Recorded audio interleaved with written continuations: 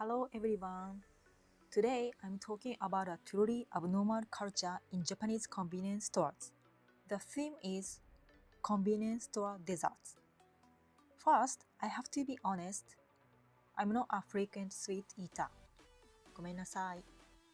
So, why did I decide I couldn't ignore this topic? It's because the abnormal quality of Japanese convenience store desserts and why locals are obsessed with them is deeply rooted in the culture itself. Why has something that's available at an everyday price reached a level that puts actually cake shops to shame? I will unravel this mystery. Let's start with a comparison to the past. Convenience store desserts back then were, frankly, just something sweet. But things have changed dramatically in the last few years. Now they are luxury-filled sweets. Honestly, the quality often beats neighborhood cake shops. The evolution is truly surprising. This evolution is no accident. Each major convenience store chain hires specialized patissiers and co-develops new products with manufacturers for over a year. This is a private brand strategy, and this abnormal investment in R&D is the source of the quality. The flip side of this evolution is the massive post-data analysis. They thoroughly analyze what, when, and who is buying, and immediately feed that back into the next product development.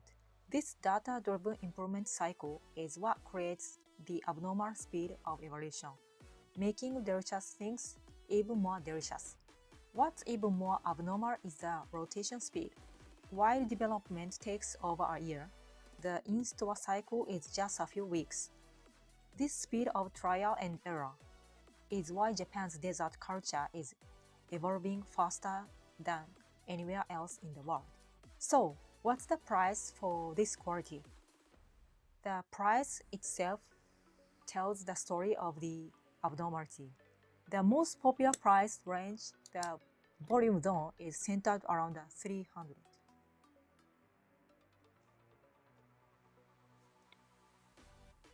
So $3, $4. How is cake shops level quality possible at this price? The answer is scale merit.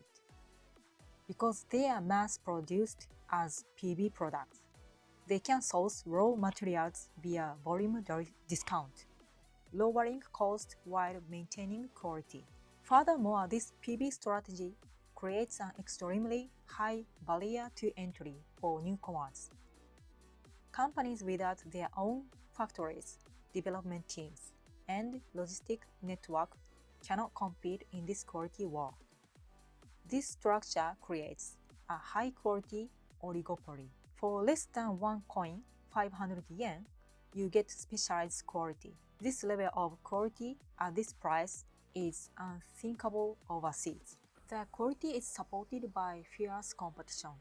Companies are engaged in a quality war for survival. To do this, they go to incredible lengths. They use high-quality ingredients, manufacture them in dedicated production lines, and deliver them every single day. The key here is the cold chain.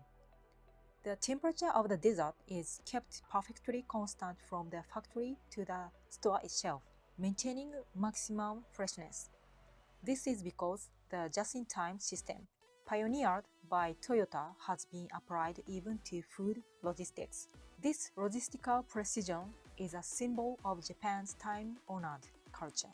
In my opinion, this culture is both a blessing and a curse for Japan.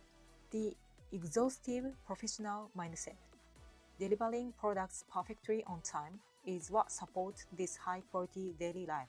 Then there's the hidden cost. High delivery frequency means more food waste, discarded product. But convenience stores see this as an investment in freshness.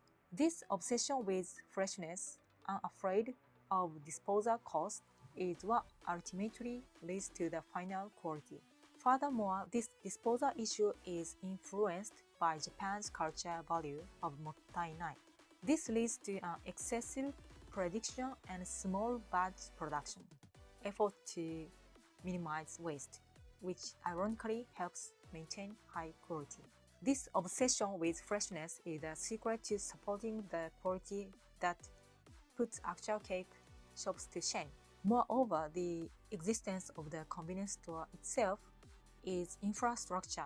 20-hour operation proved this. This security of being able to buy anything at any time creates consumer habits that support this dessert culture. What's more, convenience stores are not just retailers.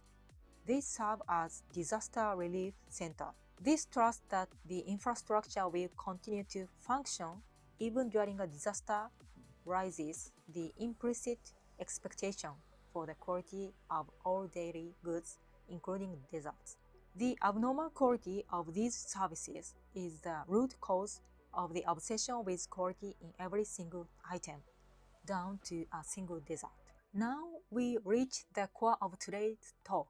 This dessert often serves a special role as Go-Houbi reward. The background of this culture is koshokuka, the individualization of eating. With the increase in single-person households, people look for a small luxury for themselves, not a large cake.